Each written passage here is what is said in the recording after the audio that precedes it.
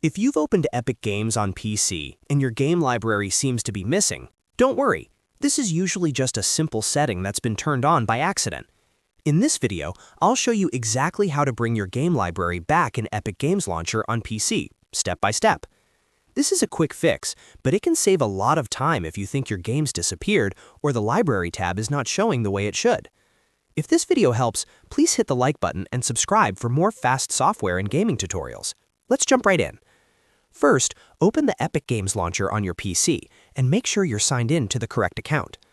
Sometimes the library looks empty simply because the wrong profile is open, so double-check that first before changing anything else. Once the launcher is open, look toward the top area where your profile options are available. Click on the Profile dropdown and then go into Settings. This is where Epic Games keeps most of the launcher options, including display preferences and library visibility settings. Now scroll or look through the settings until you find the option that says Hide Game Library. If that box is checked, that means your library is currently being hidden from view. To fix that, simply turn it off by unchecking Hide Game Library.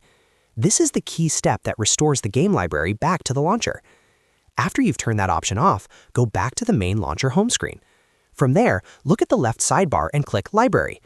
Once the setting has been disabled, your game should now appear normally in the library section again. If you still don't see them right away, give the launcher a moment to refresh, or close and reopen Epic Games Launcher to reload the interface. In most cases, that will make the library show up immediately. If you've installed games on this account before, they should now be visible in the list, ready for you to launch, manage, or update. And that's all there is to it.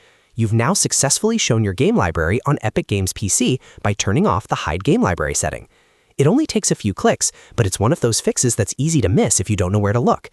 If this tutorial helped you out, make sure to like the video and subscribe for more simple PC and gaming how-to guides.